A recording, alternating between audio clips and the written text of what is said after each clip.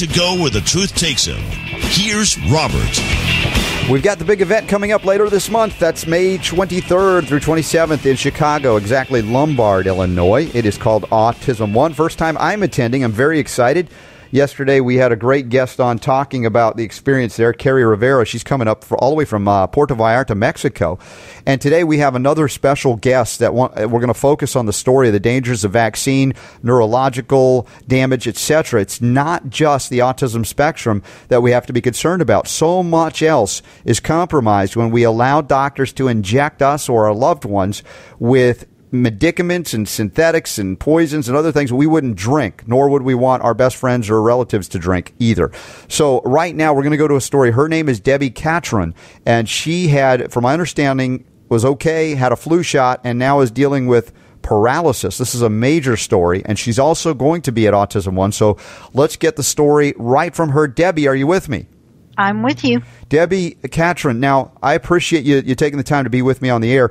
I had to ask you if you can share your story. What was it, how you became involved in AutismOne? You're going to be at the event. It's not an autistic story, but it is a story nonetheless of vaccine damage, is it not? That's true.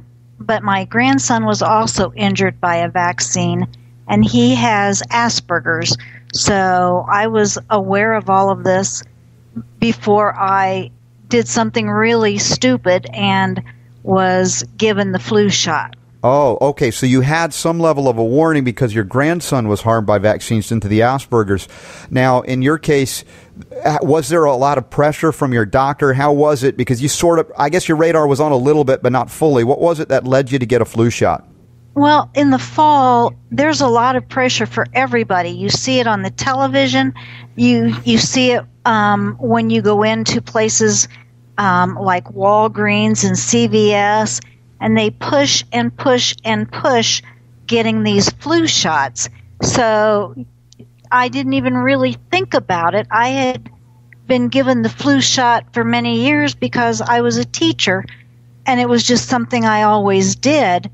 And so when they asked me if I wanted the flu shot, I said yes. Okay, which was a big mistake. So, Debbie, how many years previous had you gotten a flu shot since you were a teacher? Because I know they push it on teachers all the time saying, oh, it's your responsibility. You don't want to be sick. The kids are going to be sick. So they frighten you in many ways, despite the fact that we know there's no safety or efficacy studies ever done on these flu shots. So how many years in a row, or how many years do you remember getting a flu shot?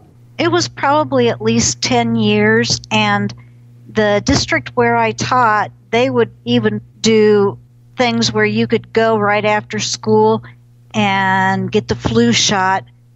You didn't have to go through the doctor. You just went to this place and got it.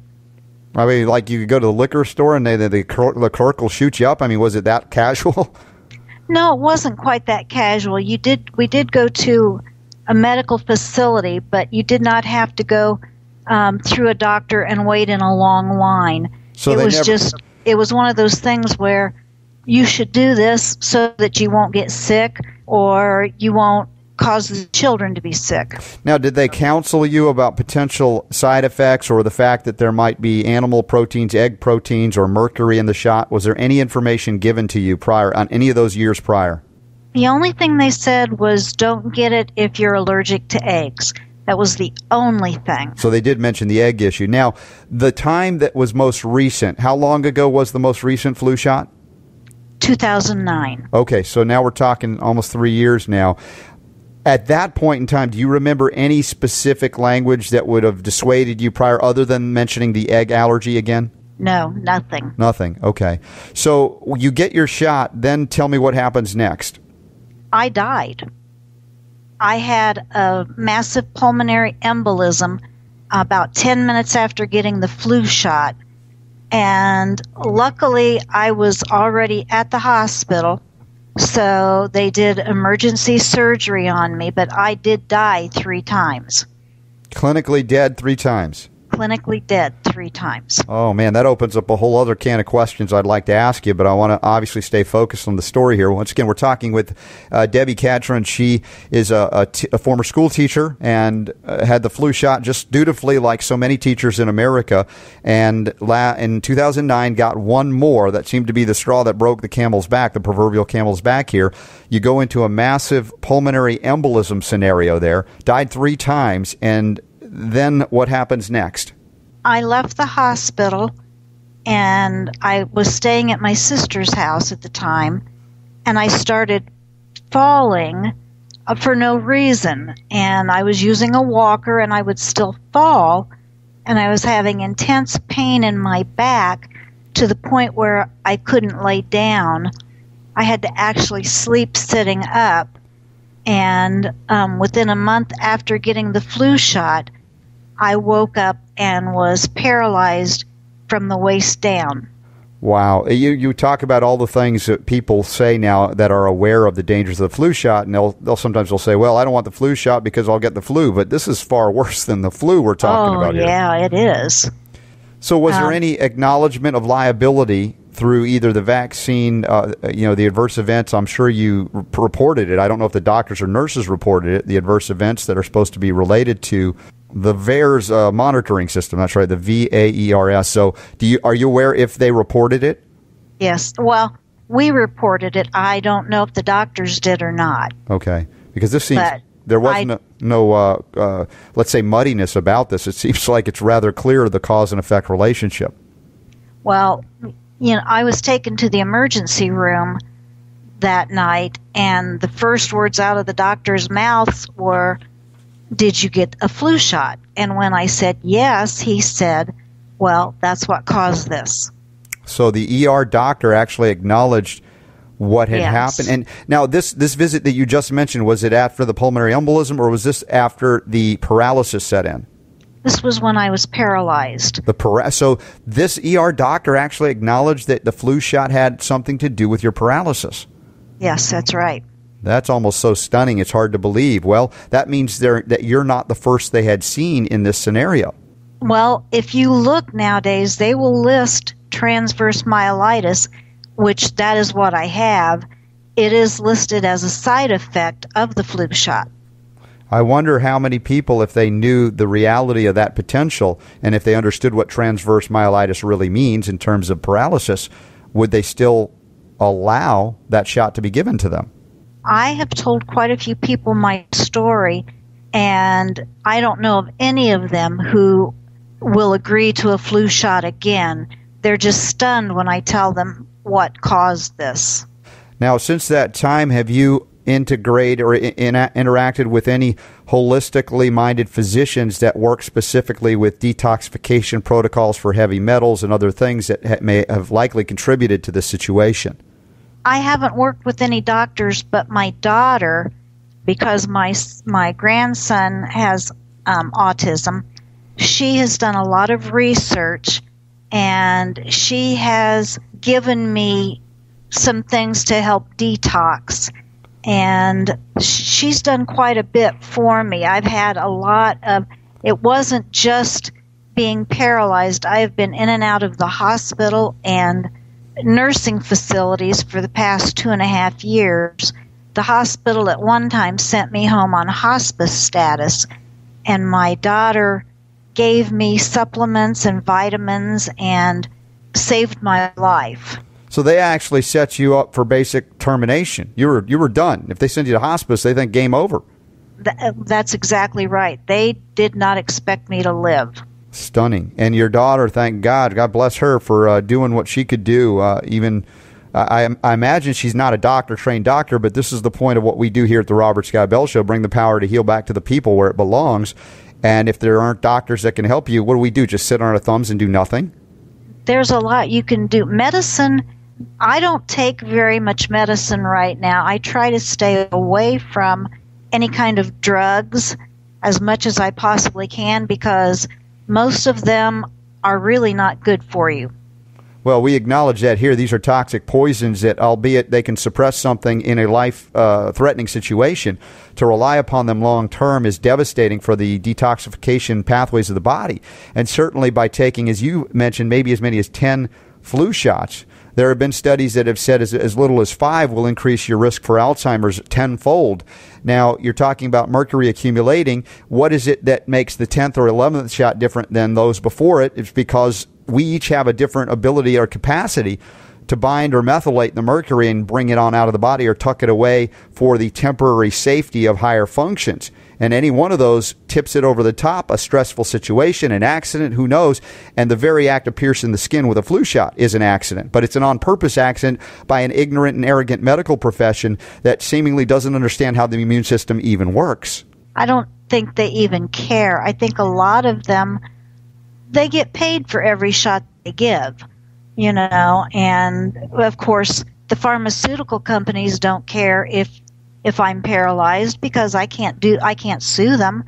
So why do they care? There are hot lots of the flu shots out there, and you don't know if you're getting one of the hot lot vaccines or not. They just don't care. They don't have any responsibility because they're not held accountable for any of it. How is it you found out about the issue of the hot lots of bad vaccine? I have a friend who has a friend that actually works at one of these companies that makes the flu shot. And he was talking to her. He worked in the area of quality control. And when the hot lots showed up, the company pretty much told them, send it on anyway. Wow. Now, my perspective is that there are 100% of them are hot lots, because any one of these could be the one that puts anybody over the edge, from infant to the elderly. And may I ask your age, if that's not too invasive? I'm 59. 59. Okay. Paralyzed at 59, or actually 3 years earlier, 56, 57.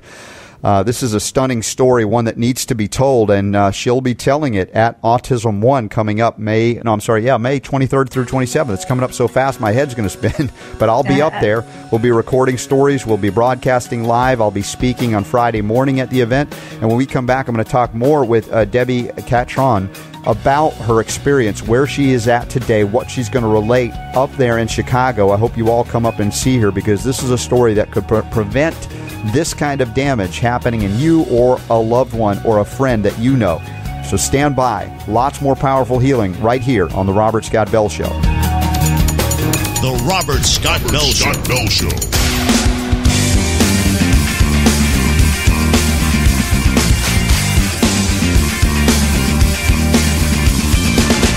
Taking on bureaucrats and corporations that would stand in the way of health freedom.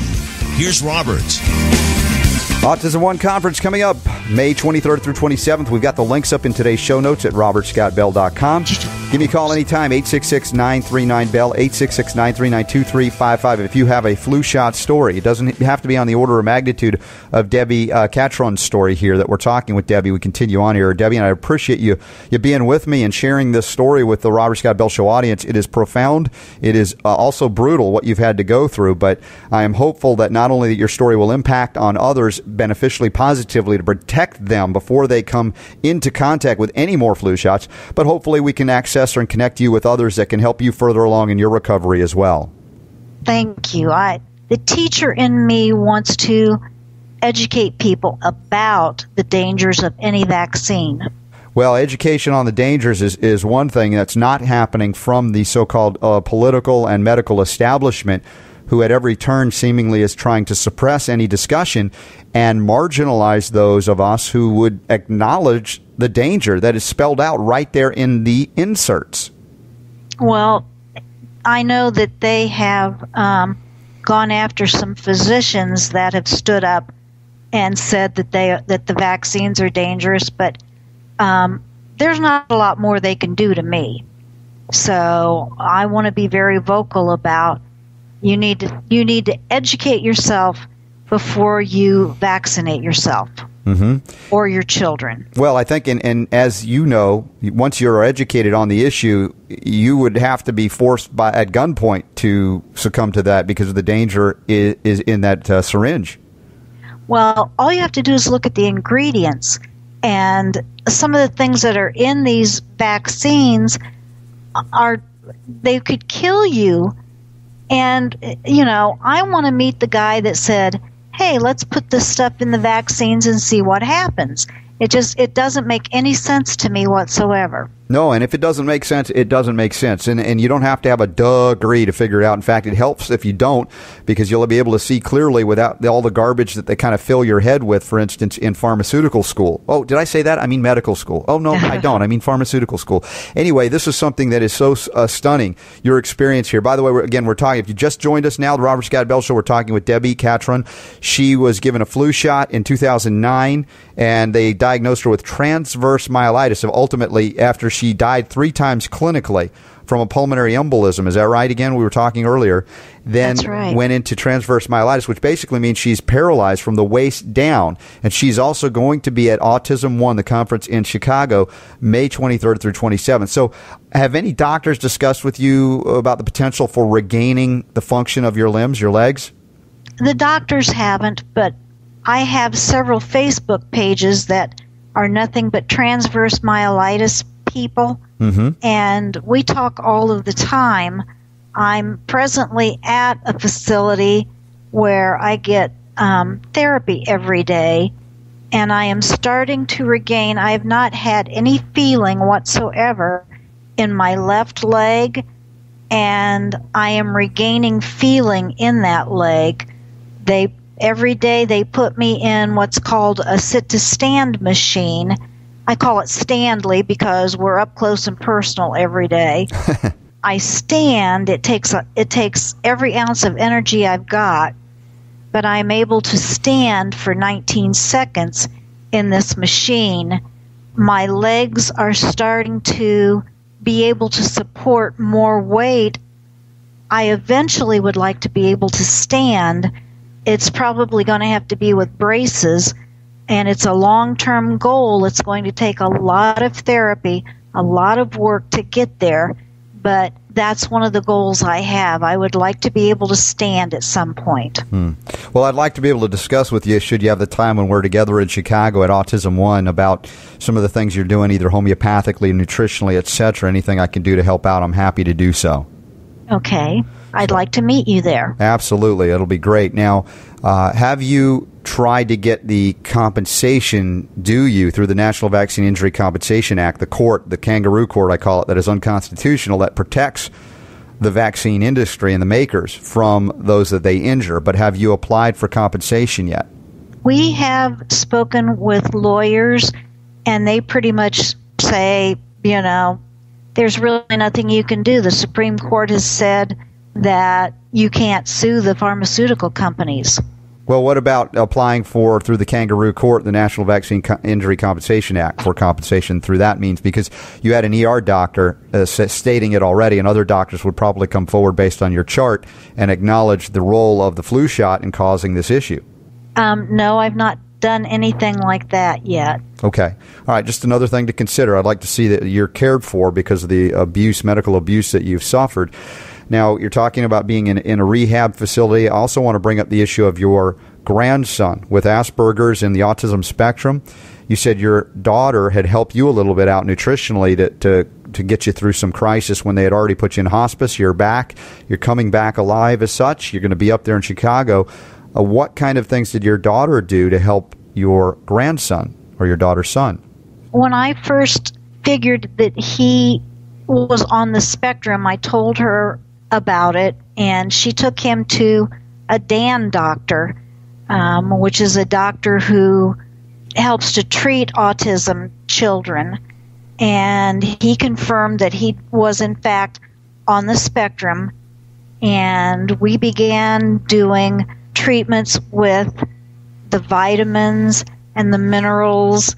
And we also worked with him, giving him scenarios where he would have to work through things without breaking down and having a meltdown. So we worked with him at home, and I was a little worried when he started school about how he would react to problems in school. And he has done a very good job. We've worked with the teachers.